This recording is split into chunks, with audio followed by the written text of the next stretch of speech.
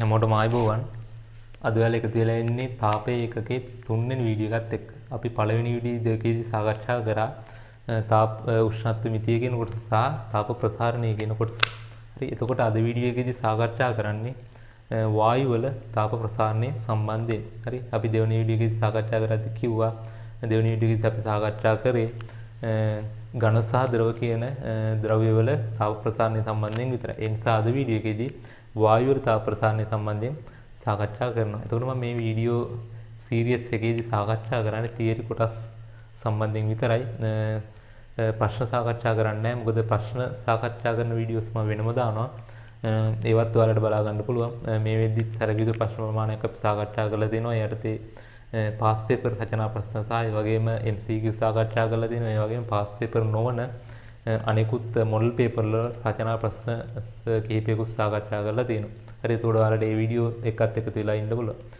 ඒ වගේම ඔයාලා මේ තාපයේ එකකේ පළවෙනි උෂ්ණත්ව මිතිය සහ තාප ප්‍රසාරණය කියන පාඩම් දෙක බැලුවේ නැත්නම් කොටස් දෙක වීඩියෝ බැලුවේ නැත්නම් ඒ වගේ ලින්ක් මම පහළ ඩිස්ක්‍රිප්ෂන් එකේ තියෙනවා. ඒ ලින්ක් වලින් ගිහලා මේ වීඩියෝ බැලීමේ හැකියාවක් තියෙනවා. හරි. එතකොට තව දෙයක් කියන්න ඕනේ වීඩියෝ එකට යන්න කලින් මේ වීඩියෝ සීරීස් එක සම්බන්ධයෙන් එහෙම නැත්නම් ඕනම වීඩියෝ එකක් සම්බන්ධයෙන් ඔයාලට මොනවා හරි යම් කිසි අදහසක් ඇතිනේ අනිවාර්යෙන් මේ අදහස පහළ කමෙන්ට් සෙක්ෂන් එක මත ඇතුළු පොඩි කමෙන්ට් එකක් දාන්න. ඒක වැදගත් වෙයි ඉදිරියේදී කොහොමද මේ පාඩම් මාලාව ඉදිරියේදී වෙනස් කළ යුතු දහම් සම්බන්ධයෙන් අදහසක් ගන්න ගොඩක් ප්‍රයෝජනවත් වෙයි. ඒ නිසා අනිවාර්යෙන්ම ඔයාලගේ අදහස් තියෙනවා නම් පහලින් පොඩි කමෙන්ට් එකක් දාන්න අමතක කරන්න එපා. හරි. එහෙනම් අපි වායු වල තාප ප්‍රසාරණය සම්බන්ධයෙන් පාඩමට සම්බන්ධ වෙමු. හරි. එතකොට අපි වායු ප්‍රසාරණයේදී වායු වල පීඩනය කියන රාශිය සම්බන්ධයෙන් කතා කරනවා කියලා කියවනේ. එතකොට අපි බලමු අපි දන්න පීඩනය කියලා කියන්නේ සාමාන්‍යයෙන් ඒකක වර්ගඵලයක් මත ක්‍රියා කරන බලයට අපි යන්ත්‍ර විද්‍යාවේදී ඒක ඉගෙනගෙන තියෙනවා. එතකොට වායු වල පීඩනය කියලා කියන්නේ වායු අණු මගින් වායු අන්තර්ගත වෙලා තියෙන භාජනයේ හරි එහෙම නැත්නම් අන්තර්ගත වෙලා තියෙන අවකාශයේ ඒකක වර්ගඵලයක් මත ක්‍රියා කරන බලයට තමයි පීඩනය කියලා කියන්නේ. හරි. එතකොට මෙහෙම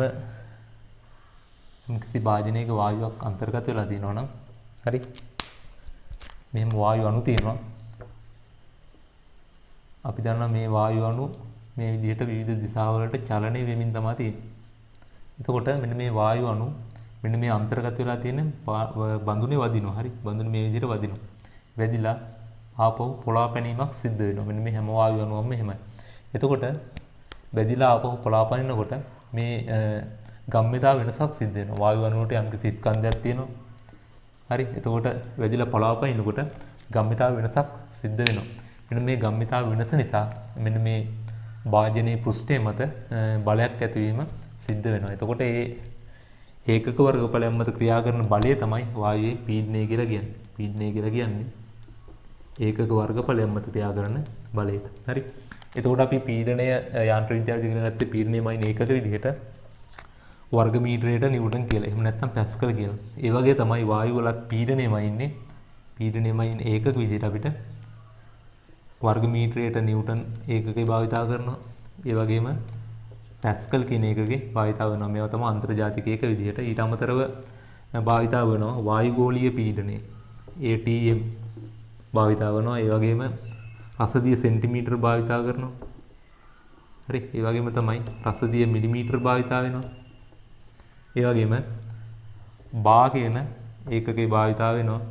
ඒ වගේම ටෝ කියන ඒකකේ භාවිතා වෙනවා. මෙන්න මේ විදිහට වායුගෝලීය පීඩනයම ඉන්න එහෙම නැත්නම් වායු වල පීඩනයම ඉන්න විවිධ ඒකක භාවිතා වෙනවා. අපි මූලික වශයෙන් භාවිතා කරන්නේ මෙන්න මේ වර්ග මීටරයට නිව්ටන් සහ පැස්කල් කියන එක තමයි වැඩිපුරම භාවිතා කරන්නේ. හරි. එතකොට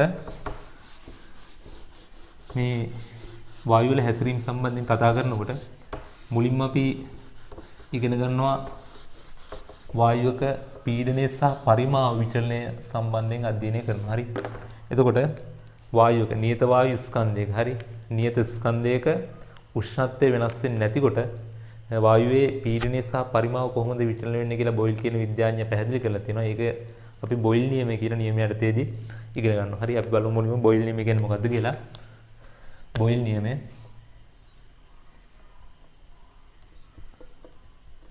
right බොයිල් නියමයේදී කියන්නේ නියත වායු ස්කන්ධයක හරි නියත වායු ස්කන්ධයක උෂ්ණත්වයේ නියත කොට නියත වායු ස්කන්ධයක උෂ්ණත්වයේ නියත විට ඒ වායුවේ පීඩනයේ පරිමාවට ප්‍රතිලෝමව සමානුපාතිකයි කියලා. හරි. පීඩනයේ පරිමාවට ප්‍රතිලෝමව සමානුපාතිකයි. වායු ස්කන්ධය සහ වායු උෂ්ණත්වයේ නියතයි. හරි. ස්කන්ධය සහ උෂ්ණත්වයේ නියතයි. එවිට මෙන්න මේ වායු පීඩනය පරිමාවට ප්‍රතිලෝමව සමානුපාතිකයි කියලා තමයි බොයිල් නියමයෙන් කියන්නේ. හරි. P ප්‍රතිලෝමව සමානුපාතිකයි V ට. එතකොට මේ සමානුපාතික ලකුණු අයින් කරන්න මම දානවා නියතයක්. ඒකයට V. හරි. එතකොට PV සමානයි නියතය. PV ගුණිතය නියතයක් වෙනවා. හරි මේක තමයි බොයිල් නියමයෙන් කියන්නේ. එතකොට අපිට මේක භාවිතා කරලා බොයිල් නියමයේ එකම වායුක අවස්ථා දෙකකට දාන්න පුළුවන්. A සහ B කියලා අවස්ථා දෙකක්. හරි. ඒ අවස්ථාවේ වායුවේ පරිමාව මම ගන්නවා V1යි කියලා. B අවස්ථාවේ පරිමාව V2යි කියලා ගත්තොත් ඒ අවස්ථාවේ වායුවේ පීඩනය P1යි. B අවස්ථාවේ පීඩනය P2යි කියලා ගන්නවා. එතකොට මේකේ ස්කන්ධය සහ උෂ්ණත්වය අවස්ථා දෙකේම නියතයි. එතකොට මේක බොයිල් නියමයේ පිටිපදිනවා. මේ නිසා අපිට බොයිල් නියමයේ අවස්ථා දෙකට දාන්න පුළුවන්. පළවෙනි අවස්ථාවට මම බොයිල් නියමයේ දානවා. PV සමානයි නියතයන්නේ. එතකොට P1 B1 සමානයි නියතයක් කියලා දාන්න පුළුවන්. දෙවෙනි අවස්ථාවට බොයිල් නියමයේ දැම්මොත් එහෙම P2 B2 සමානයි නියතයක්. එතකොට K කියන්නේ නියතය සමානයි. එතකොට මම ලියන්න පුළුවන් P1 V1 සමානයි P2 B2. හරි. මේ සම්බන්ධතාවය අපිට ගණන් හදද්දී ප්‍රයෝජනවත් වෙනවා. හරි. ඒකට බොයිල් නියමයෙන් කියන්නේ මෙන්න මේ ටික. ඒ වගේම තමයි අපි බොයිල් නියමයේ සම්බන්ධ ප්‍රස්ථාර කිහිපයක් දැනගන්න ඕනේ. පීඩනයත් එක්ක පරිමාවත් එක්ක කොහොමද පීඩනය විශ්ලේෂණය වෙන්නේ මෙන්න මේ විදිහේ ප්‍රස්ථාර කිහිපයක් අදින්න අපි දැනගෙන ඉන්න ඕන. හරි. එතකොට මම පළවෙනි ප්‍රස්ථාරයේ විදිහට ගන්නවා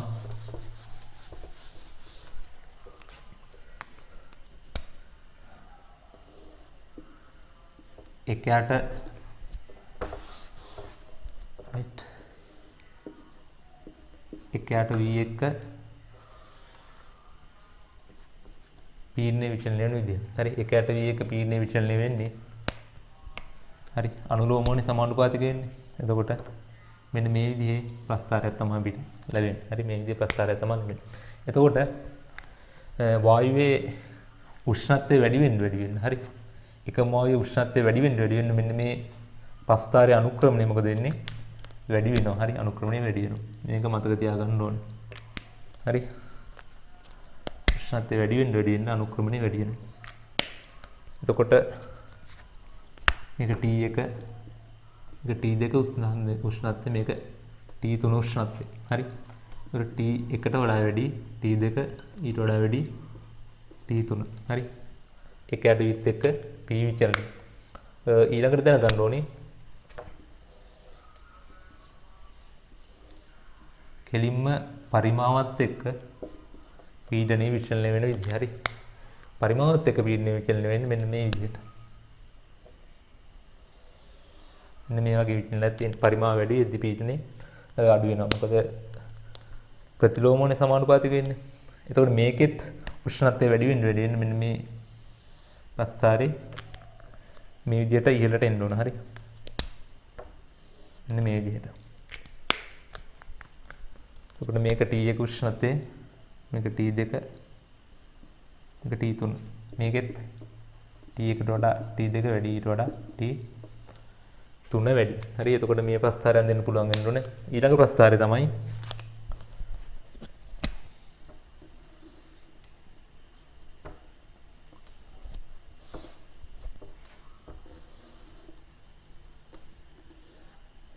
පීඩනයත් එක්ක PV කියන ගුණිතයේ විචලනය වෙන විදිහ. හරි. ඒක පීඩනය කොච්චර වෙනස් කරන්නේ PV කියන ගුණිතේ නියතයි. මොකද PV කියන්නේ ගුණිතේ නියතයිනේ. PV සමාන එකේ මේක නියත වෙනවා. හරි. මෙන්න මෙහෙම නියතයක් තමයි තියෙන්නේ. මේකෙත් උෂ්ණත්වය වැඩි කරන්න මෙන්න මේ නියතයගේ වැඩි වෙනවා. හරි. නියතයගේ වැඩි වෙනවා. මේක T1 මේක T2 මේක T3 මේකේ තර විදිහට T1 කට වඩා T2 වැඩි ඊට වඩා T3 වැඩි හරි ඊළඟට දැන් P ඉදිරියේ PV විචලනය නැන්ද මම දැන් ඒ වගේම අපිට අඳින්න පුළුවන් අය V ඉදිරියේ PV හරි V ඉදිරියේ PV හන්දත් ඒකත් මේ විදිහේ ප්‍රස්ථාරයක්ම ලැබෙන්නේ නියතයි මේකේ උෂ්ණත්වය වැඩි වෙන්න නියතයගේ වැඩි වෙනවා හරි එතකොට බොයිල් නියමයෙන් මෙන්න මේ විදිහට ප්‍රස්ථාර මේ ප්‍රස්ථාර අඳින්න ඔයාලට පුළුවන් වෙන්න ඕන හරි ඔය එතකොට බොයිල් නියමයේ සම්බන්ධයෙන් දැනගන්න ඕන මූලික කරුණු මෙන්න මේ කරුණු ටික හරි එතකොට බොයිල් නියමයේ සම්බන්ධයෙන් පැහැදිලි ඇති ඒ කියන්නේ පීඩනය සහ පරිමාව අතර විචලනය සම්බන්ධයෙන් පැහැදිලි ඇති අපි ඊළඟට කතා කරමු චාල්ස් නියමය සම්බන්ධයෙන් හරි චාල්ස් නියමයේදී අපි කතා කරන්නේ අචල වායු ස්කන්ධයක පීඩනයේ නියත විට හරි උෂ්ණත්වයත් එක්ක පරිමාව කොහොමද විචලනය වෙන්නේ කියලා හරි පීඩනයේ නියත කොට ස්කන්ධයත් නියතයි පීඩනයත් නියතයි පරිමාව කොහොමද උෂ්ණත්වයත් එක්ක විචලනය වෙන්නේ කියලා හරි එතකොට මේ චාල්ස් නියමය අපිට ආකාර දෙකකට ඉදිරිපත් කරන්න පුළුවන් එකක් මේ නිරපේක්ෂ උෂ්ණත්වය සම්බන්ධ කරගෙන අනිත් එක සාමාන්‍ය සෙල්සියස් උෂ්ණත්වය සම්බන්ධ කරගෙන. එතකොට අපි බලමු මුලින්ම නිරපේක්ෂ උෂ්ණත්වය සම්බන්ධ කරගෙන පළවෙනි ආකාරය. ඒකෙදි කියනවා අචල වායු ස්කන්ධයක පීඩනයේ නියත විට වායුවේ පරිමාව නිරපේක්ෂ උෂ්ණත්වයට අනුලෝම සමානුපාතිකයි කියලා. හරි. කියන්නේ පරිමාව නිරපේක්ෂ උෂ්ණත්වයට අනුලෝම සමානුපාතිකයි කියලා. මේ නිරපේක්ෂ උෂ්ණත්වය කියලා කියන්නේ කෙල්වින් උෂ්ණත්වය. හරි. එතකොට මට V අනුලෝම සමානුපාතිකයි T V සමානයි KT කියලා ලියන්න පුළුවන්. හරි. එතකොට V බෙදීම T සමානයි K. ඒ කියන්නේ නියතයක්. හරි. පරිමාව බෙදීම නිරපේක්ෂ උෂ්ණත්වය කියන එක නියතයක්. අචල වායු ස්කන්ධයක පීඩනය නියත වෙන්න ඕනේ. එතකොට මට මේකටත් අවස්ථා දෙකක් සලකන්න පුළුවන්. පළවෙනි ඒ අවස්ථාව මේක B අවස්ථාව. හරි. ඒ අවස්ථාවේ මම ගන්නවා පරිමාව V1යි උෂ්ණත්වය T1යි කියලා. දෙවෙනි අවස්ථාවේ පරිමාව V2යි උෂ්ණත්වය T2යි කියලා. හරි. මේකේ ස්කන්ධය සහ පීඩනය අනිවාර්යයෙන්ම නියත විය යුතුයි. මේකෙත් ස්කන්ධය සහ පීඩනය අනිවාර්යයෙන්ම නියත විය යුතුයි. හරි. එතකොට මට පළවෙනි අවස්ථාවට චාස්නි මේ පළවෙනි ආකාරය දාන්න පුළුවන්. V1 බෙදීම T1 සමානයි නියතයක් කියලා. මේක දාන්න. හරි. දෙවෙනි අවස්ථාවට දාන්න පුළුවන් V2 බෙදීම T2 සමානයි නියතයක් කියලා. ඊට මේ අවස්ථා දෙක සමාන කරන්න පුළුවන්. K නිසා. එතකොට V1 බෙදීම T1 සමානයි V2 බෙදීම T2. හරි. එතකොට මේක මේ සරල සම්බන්ධතාවය ලබා ගන්න පුළුවන්. අපි මේක කෙමිස්ට්‍රි වලදීත් ඉගෙන ගන්නවා මේ සාමාන්‍ය වායු පාඩමේදී. හරි. එතකොට පළවෙනි ආකාරය මේක. එතකොට මේකෙදි නිරපේක්ෂ උෂ්ණත්වයත් එක්ක පරිමාව විචලනය වෙන විදිහට ප්‍රස්ථාරගත කරොත් එහෙම මේ විදිහේ නිරපේක්ෂ උෂ්ණත්වය කියන්නේ කෙල්වින් උෂ්ණත්වය. හරි. ප්‍රස්ථාරගත කරොත් එහෙම හරි. මේ විදිහ විචලනයක් තමයි එන්නේ. එන්න නිරපේක්ෂ උෂ්ණත්වය කියන්නේ කෙල්වින් උෂ්ණත්වය. එක්ක පරිමාව ප්‍රස්ථාරගත කරොත් එහෙම මූල ලක්ෂය හරහා යන රේඛාවක් තමයි එන්නේ. මෙන්න මේ විදිහ. හරි. y සමාන ms ආකාරයේ ප්‍රස්ථාරයක්. හරි. එතකොට ඔය කතා කරේ නිරපේක්ෂ උෂ්ණත්වයට. ඊළඟට අපි කතා කරනවා කෙල්වින් මේ සෙල්සියස් අංශක සෙල්සියස් උෂ්ණත්වයට කොහොමද විචලනය වෙන්නේ කියලා. හරි. එතකොට ඒක තමයි චාල්ස් නියමයේ දෙවෙනි ආකාරය. හරි. එතකොට ඒකෙදි කියන්නේ චාල්ස් නියමයේ දෙවෙනි ආකාරයේදී කියන්නේ අචල වායු ස්කන්ධයක පීඩනයේ නියත විට උෂ්ණත්වය වැඩි කරන සෑම සෙල්සියස් අංශක එකකටම ඒ අදාළ වායුවේ සෙල්සියස් අංශක බිඳුවේ පරිමාවෙන් 273න් එකක ප්‍රමාණයක් වැඩි වෙනවා කියලා. හරි. ඒක පැහැදිලිනේ. දැන් නැත්නම් අයහ ගන්න. අචල වායු ස්කන්ධයක පීඩනයේ නියත විට අදාළ වායුවේ උෂ්ණත්වය අපි වැඩි කරන සෑම සෙල්සියස් අංශක එකකම. ඒ කියන්නේ සෙල්සියස් අංශක එකක් වැඩි කරොත් හරි. ඒ වායුවේ පරිමාව වැඩි වෙන්නේ ඒ වායුවේ බිඳුවේදී සෙල්සියස් අංශක බිඳුවේදී යම්කිසි පරිමාවක් තිබ්බනේ. අන්න ඒ පරිමාවෙන් 273න් එකක ප්‍රමාණයක් තමයි වැඩි වෙන්නේ. හරි.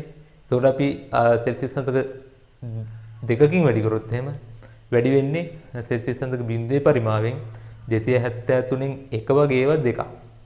ඒ වගේ තුනකින් වැඩි කරොත් හරි වැඩි වෙන්නේ සෙල්සියස් අංශක බිඳුවේ පරිමාවෙන් 273න් එක වගේ කොටස් 3ක්. අන්න ඒ විදිහට වැඩි කරන අංශක ප්‍රමාණයට. හරි. එතකොට මම සලකනවා ආරම්භයේදී සෙල්සියස් අංශක බිඳුවේදී වායුවක පරිමාව V0යි V0 කියලා. හරි. එතකොට මෙන්න මේ V0 කියන අගෙන්, ඒ කියන්නේ සෙල්සියස් අංශක බිඳුවේ පරිමාවෙන් 273න් එකක් තමයි වැඩි වෙන්නේ අපි සෙල්සියස් අංශක 1කින් වැඩි කරනකොට. හරි. එතකොට මම මේ වායුව සෙල්සියස් අංශක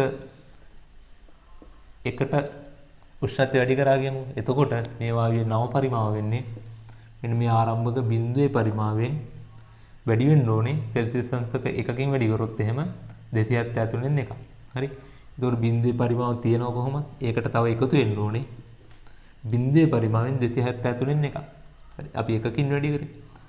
එතකොට බිඳුවේ පරිමාව V0 ඒකෙන් 273 එකක් වැඩි වෙන්න ඕනේ. එතකොට ඕක එකතු වෙන්න ඕනේ. හරි. ඒ වගේම මම සෙල්සියස් අංශක 2 දක්වා උෂ්ණත්වය වැඩි කරොත් එහෙම බිඳුවේ පරිමාවට එකතු වෙන්න ඕනේ. හරි. බිඳුවේ පරිමාවෙන් 273න් එක වගේ දෙකක්. බිඳුවේ පරිමාවෙන් 273න් එක වගේ දෙකක්. හරි. ඒ වගේම සෙල්සියස් අංශක 3 දක්වා වැඩි කරොත් එහෙම පරිමාව වෙන්නේ V0 එකතු කිරීම. මෙතන මේ විදිහටම ගත්තොත් මෙතන 3 ඉන්න ඕනේ. එතකොට මෙතන V0 බෙදීම 273 වැඩි කිරීම 3. හරි. ඔන්න ඒ විදිහ. ඒ වගේම මම උෂ්ණත්වය θ දක්වා, හරි, θ දක්වා වැඩි කරොත් එහෙම θ දක්වා වැඩි කරොත් එහෙම සෙල්සියස් අංශක නව පරිමාව මම හිතනවා Vθ කියලා. Vθ, හරි. ඔය Vθ සමාන වෙන්නේ V0ට එකතු කරන්න ඕනේ V0 බෙදීම 273 වගේ. මෙතන 3 වෙනුවට එන්න ඕනේ කීයද? θ. හරි. θ ප්‍රමාණයක් දක්වන්න θ. මෙන්න මේක තමයි එන්න ඕනේ. හරි. එතකොට Vθ මට ඒ විදිහට ලියුවේ හැකියි. හරි. එතකොට මම මේ Vθ මට මෙහෙම ලියන්න පුළුවන්. Vθ සමානයි මෙන්න මේ ප්‍රකාශනය මේ පැත්තට ගන්නවා. මේ V0 මේ පැත්තට ගන්නවා. හරි. එතකොට මට ලියන්න පුළුවන් V0 බෙදීම 273යි θ ධන V0 කියලා. හරි. එතකොට මෙන්න මේ 273න් එක කියන අගේ මං, හරි, 273න් එක සමානයි ගැමා p කියලා ගන්නවා. හරි. ගැමා p. හරි. එතකොට මේ 273න් එක කියලා කියන්නේ ගැමා p කියලා නියතයක් විදිහට මම ගන්නවා. එතකොට මට මේක ලියවිය හැකි Vθ සමානයි V0 ගැමා p. 273 එකයි කියන්නේ ගැමා p. හරි. මෙතන θ ධන V0 කියලා. හරි. එතකොට මේක y සමානයි mx ධන c ආකාරයේ ප්‍රස්ථාරයක්. හරි. මේක y කියලා ගත්තොත් y සමානයි mx ධන c ආකාරයේ ප්‍රස්ථාරයක්. හරි. එතකොට මේක අනුක්‍රමණය වෙන්නේ මෙන්න මේ V0 ගැමා p කියන එක. හරි. එතකොට අපි θ ඉදිරියේ, ඒ කියන්නේ සෙල්සියස් අංශක උෂ්ණත්වයේ ඉදිරියේදී Vθ, ඒ කියන්නේ පරිමාව ප්‍රස්ථාරගත කරොත් අපිට ලැබෙන්නේ මෙන්න මේ විදිහට. මේ විදිහේ ප්‍රස්ථාරයක්. θ කියන්නේ සෙල්සියස් අංශක උෂ්ණත්වය මත තියාගන්න. ඇන්දොත් ලැබෙන්නේ y සමානයි mx ධන c ආකාරයේ ප්‍රස්ථාරයක්. හරි. ඒ කියන්නේ මෙන්න මේ විදිහේ ප්‍රස්ථාරයක් තමයි ලැබෙන්නේ. හරි. මේ ප්‍රස්ථාරය මේ විදිහට දික් කරොත් එහෙම මෙන්න මේ ප්‍රස්ථාරයේ පරිමාව කියන එක, හරි, බිඳුවක් වෙන්නේ ඍණ 273 කියන අගයේදී. හරි. මෙතන එන්නේ ඍණ 273 කියන අගය. හරි. එතකොට මේ ඍණ 273 කියන අගය තමයි සමාන කරලා කෙල්වින් පරිමාණය නිර්මාණය කරලා තියෙන්නේ කෙල්වින් බිඳුවට සමාන කරලා. හරි. එතකොට මේ ඍණ 273 කියලා කියන්නේ සෙල්සියස් සමානයි කෙල්වින් නම් බිඳුවයි. හරි. කෙල්වින් නම් බිඳුව. එහෙම තමයි කෙල්වින් පරිමාණය නිර්මාණය කරලා තියෙන්නේ. හරි.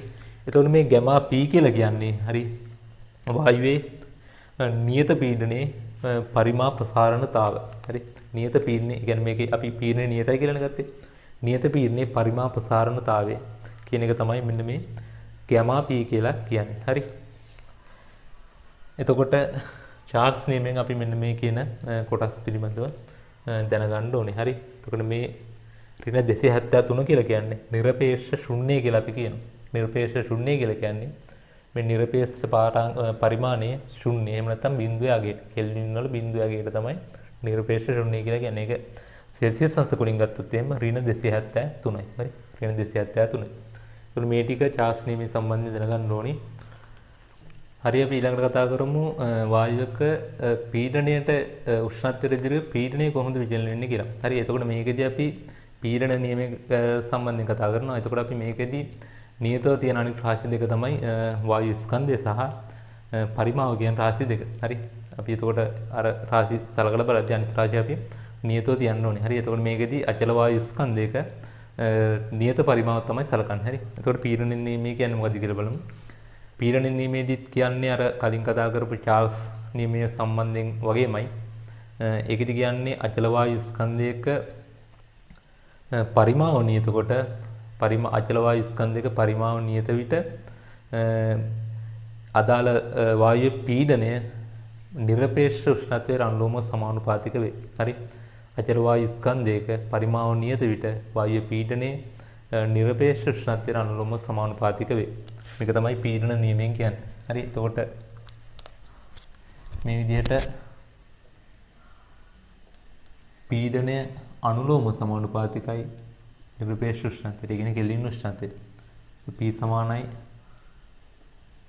KT.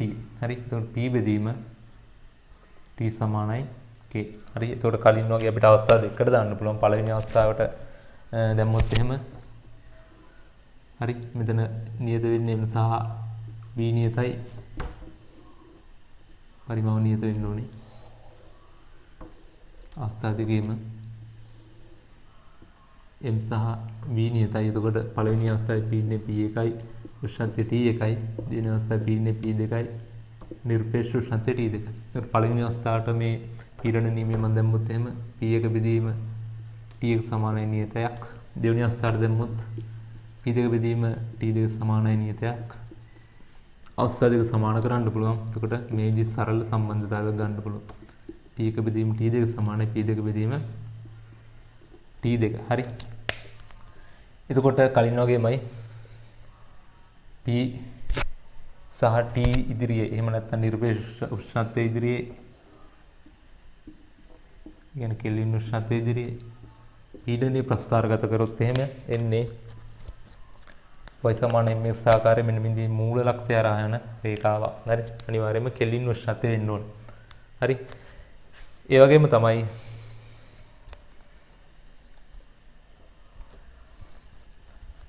ඊළඟට අපි කතා කරනවා දැන් කෙල්වින් උෂ්ණත්වයෙන් කතා කරා ඊළඟට කතා කරනවා සෙල්සියස් උෂ්ණත්වයේ යටතේ කොහොමද විචලනය වෙන්නේ කියලා. හරි. ඒතකොට කලින් කතා කරපු චාර්ල්ස් නියමයේදී අපි කිව්වේ වැඩි වෙන සෑම සෙල්සියස් අංශකයකටම පරිමාව වැඩි වෙන්නේ සෙල්සියස් අංශක බිඳුවේ පරිමාවෙන් 273 එකයි කියලානේ. එතකොට මේකෙදිත් කියන්නේ පරිමාව නෙවෙයි දැන් වැඩි වෙන්නේ පීඩනය. හරි. එතකොට මේකෙදි කියන්නේ අචල වායු ස්කන්ධයක අර පරිමාව නියත විට අපි උෂ්ණත්වය වැඩි කරන සෑම සෙල්සියස් අංශකයකටම වැඩි වෙනවනේ පීඩනය වැඩි වෙන්නේ අර සෙල්සියස් අංශක බිඳුවේදී තිබ්බ පීඩනයෙන් 273 එකක් කියලා තමයි කියන්නේ. හරි. ඒ කියන්නේ සෙල්සියස් අංශක බිඳුවේදී පීඩනය මම ගත්තොත් එහෙම P නෝට් කියලා. මෙන්න මේ P නෝට් කියන එකෙන් 273 එකක් තමයි වැඩි වෙන්නේ. අපි වැඩි වෙන සෑම සෙල්සියස් අංශකයකට. මම සෙල්සියස් අංශක 1 දක්වා වැඩි කරොත් එහෙම වායු පරිමාව වෙන්නේ පීඩනය වෙන්නේ සෙල්සියස් අංශක බිඳුවේ පීඩනයට එකතු කරන්න ඕනේ වැඩි වෙන පීඩනය කියන්නේ සෙල්සියස් අංශක බිඳුවේ පීඩනය 273 එකක්. හරි 273 එකක් වෙන්න ඕනේ සෙල්සියස් අංශක බිඳුවේ පීඩනය යෙන්. හරි ඕක තමයි වැඩි. ඒකට නව පීඩනය එන්නේ P නෝට් ධන P නෝට් බෙදීම 273. මේ වගේම සෙල්සියස් අංශක θ දක්වා උෂ්ණත්වය වැඩි කරොත් එහෙම මම නව පීඩනය මම ගන්නවා P θ කියලා. ওই P θ සමාන වෙනවා ආරම්භක පීඩනයේ P නෝට් ඔකට එකතු කරනවා 273න් වැඩි කරේ θ දක්වානේ θ ප්‍රමාණයක් P P නෝට් ගෙන් ඒ කියන්නේ ආරම්භක මේ සෙල්සියස් අන්තක බිඳුවේ පීඩනයෙන් 273 තීටා ප්‍රමාණයක් තමයි වැඩි වෙන්නේ. P තීටා සමානයි මේ කොටස මම මේ පැත්තට ගේනවා. හරි.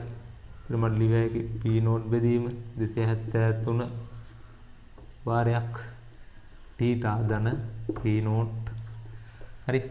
එතකොට මෙතනදී මම මේ 273 එක කියලා කියන්නේ ගැමා v කියලා ගන්නවා. හරි. ගැමා v. එතකොට මේ ගැමා v කියලා මෙතනදී කියන්නේ නියත පරිමාවේදී පීඩන සංගුණකේ. නියත පරිමාවේදී මේ වාගේ පීඩන සංගුණකේ තමයි ගැමා v කියලා කියන්නේ. ඒක 273 එකට සමාන වෙනවා.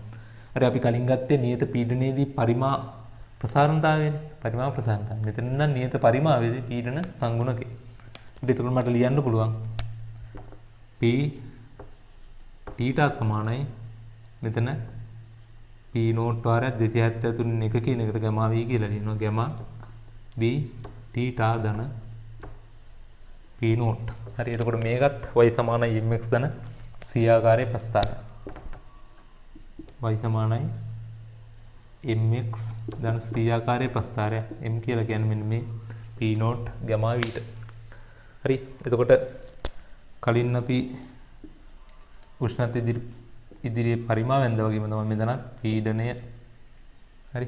P තීටා සෙල්සියස් අන්තක උෂ්ණත්වයේ තීටා ගන්නවා. හරි. මේකෙත් එන්නේ y සමාන mx ධන c ආකාරයේ ප්‍රස්ථාරය. මෙන්න මේ විදිහට. හරි. එතකොට මේකෙත් මෙහෙම ප්‍රස්ථාරය දික් කරාට පස්සේ සෙල්සියස් අන්තක -273 න් හරියටම හරි පීඩනය කියනගේ බිඳුවක් වෙනවා. -273. මේක තමයි නිරපේක්ෂ ශුන්‍ය. මේක කියන්නේ කෙල්වින් බිඳුවට කියලා මම කලින් පැහැදිලි කරා. හරි. එතකොට පීඩන නියමයේදී මෙන්න මේ කියන කොටස් ටික ඔයාලා දැනගන්න ඕන. හරි. අපි ඊළඟට බලමු පරිපූර්ණ වායු සමීකරණය. එහෙම නැත්නම් PV සමාන nRT අපි හැමෝම දන්නවා කෙමිස්ට්‍රි වලදී ඉගෙන ගන්න. ඒ සමීකරණය කොහොමද ලබා ගන්න කියලා. හරි. ඒකට මම ඒකට මෙන්න මේ විදිහට අවස්ථා තුනක් සලකනවා. යම් කිසි වායුවක මේ විදිහට අවස්ථා තුනක් සැලකනවා. හරි. පළවෙනි වායු ස්කන්ධයෙන් පීඩනය P1 කියලා ගන්නවා. A B C කියලා අවස්ථා තුනක් සැලකන්නම්. හරි. පරිමාව B1 කියලා ගන්නවා. උෂ්ණත්වය T1 කියලා ගන්නවා. හරි. ඒතකොට B අවස්ථාවේ මම පීඩනය P2 කියලා ගන්නවා. පරිමාවම v නෝට් කියලා ගන්නම්. උෂ්ණත්වය T1යි කියලා ගන්නම්. හරි. එතකොට මම මෙතනදී උෂ්ණත්වය වෙනස් කරලා නැහැ. වායු ස්කන්ධය වෙනස් කරලා නැහැ. ඒකට බොයිල් නියමයේ විදිහට හැසිරෙන විදිහට තමයි මේ අවස්ථා දෙක යොදාගෙන තියෙන්නේ. හරි. ඒකට C අවස්ථාවේ මම ගන්නම් චාල්ස් නීබි පිළිපදින විදිහ. ඒ කියන්නේ පීඩනය වෙනස් වෙන්නේ නැහැ. පීඩනයේ P2මයි පරිමාව වෙනස් වෙනවා V2 දක්වා කියලා මම ගන්නවා. හරි. උෂ්ණත්වය නියත වෙන්න ඕන. නැහැ උෂ්ණත්වය වෙනස් වෙනවා. උෂ්ණත්වය වෙනස් වෙනවා T2 දක්වා. හරි. වායු ස්කන්ධයේ නියතයි. හරි. මෙන්න මේ විදිහට. එතකොට මම දැන් පළවෙනියටම ඉස්සලාම් කරන්නේ A සහ B අවස්ථා දෙකට ගන්නවා බොයිල් නියමය. බොයිල් නියමය කියන්නේ P1 V1 සමානයි P2 V2. එතකොට මට ඒක දැම්මොත් එහෙම දැන් P1 V1 සමානයි පීඩනය මෙතන P2 පරිමාව V නෝට් කියලා ගන්න පුළුවන්. හරි. V නෝට් කියලා ගන්න පුළුවන්. එතකොට මම මේ V නෝට් මෙතනදී තනි කරනවා. උක්ත කරනවා. සමානයි P1 V1 බෙදීම P2. හරි.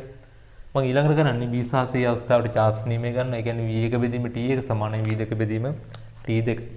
හරි. එතකොට මෙතන V කියන්නේ V නෝට්නේ.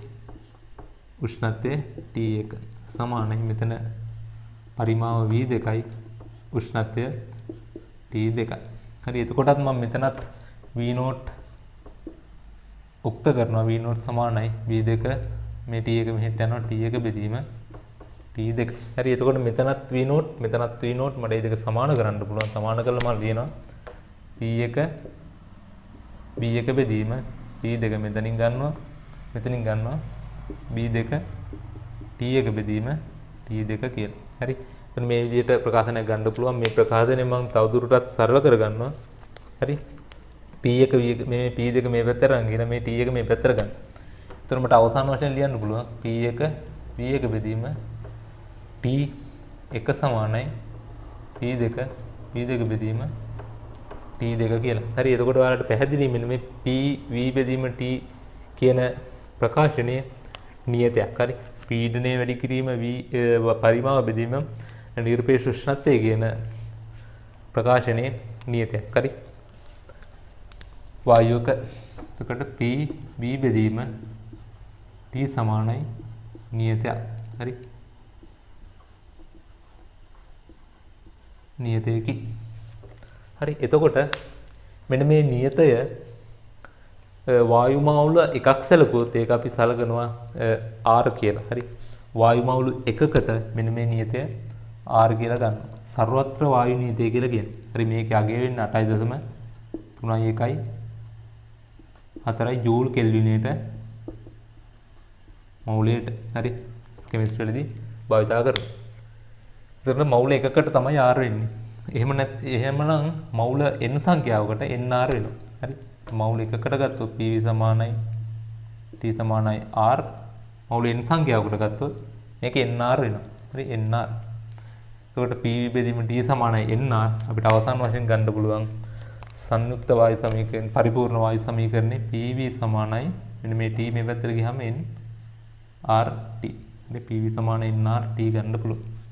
හරි එතකොට මෙන්න මේ PV සමාන nRT සමීකරණය අපිට ඕනම තැනකදී පරිපූර්ණ වායු වලට භාවිතා කරන්න පුළුවන්. හරි මේක තමයි අපි වැඩිපුරම භාවිතා කරන්නේ. හරි ගණන් හදද්දී. එතකොට මේක මෙන්න මේ ගොඩනගන්නේ කොහොමද කියලා ඔයාලට පුළුවන් වෙන්න ඕන. හරි එතකොට අපි මේ කතා කරපු කොටස් ටික ඔයාලට පැහැදිලි ඇති. තව කොටස් කීපයක් තියෙනවා චාලක වාදයේ සම්බන්ධයෙන් වායු චාලක අණුක වාදයේ සම්බන්ධයෙන් කතා කරන්න තියෙනවා. ඒකදී අපි සාකච්ඡා කරනවා PV සමානයි 3 MNC වර්ග බා කියන මෙන්න මේ සමීකරණය මූලික කරගෙන තියරි මේ සමීකරණයේ තව සමීකරණ කීපයක් උත්පන්න කරන ආකාරය සම්බන්ධව සහ තියරි කොටස් කීපයක් සාකච්ඡා කරන්න තියෙනවා. මම ඒ කොටස් ටික මේ වීඩියෝ එකේදී සාකච්ඡා කරන්නේ නැහැ. මොකද වීඩියෝ එක ගොඩක් දික් වෙන නිසා පැය භාගයකට ආසන්න කාලයක් තමයි මේ වීඩියෝ එක තියෙන්නේ. ඒ නිසා ඒ තියරි කොටස් ටික මම ඉදිරියට යන වාරෙම සාකච්ඡා කරනවා. එතකොට අද මේ වීඩියෝ එකේදී මේ තියරි කොටස් ටික ප්‍රමාණවත් කියලා හිතෙනවා. ඉදිරියේදී අපි තාපේ පාඩමේ ඉදිරි කොටස් ටික ඉදිරි වීඩියෝ වලදී සාකච්ඡා කරමු. එහෙනම් අද කතා කරපු කොටස් ගැන මොකක් හරි ගැටලුවක් තියෙනවා නම් ඔයාලට පහළ කමෙන්ට් සෙක්ෂන් එකේ කමෙන්ට් එකක් දාන්න පුළුවන්. හරි එහෙනම් අපි ඉදිරි වීඩියෝ එකකදී ඉදිරි කොටස් වලදී හම්බ වෙමු. හැමෝටම සුබ දවසක්.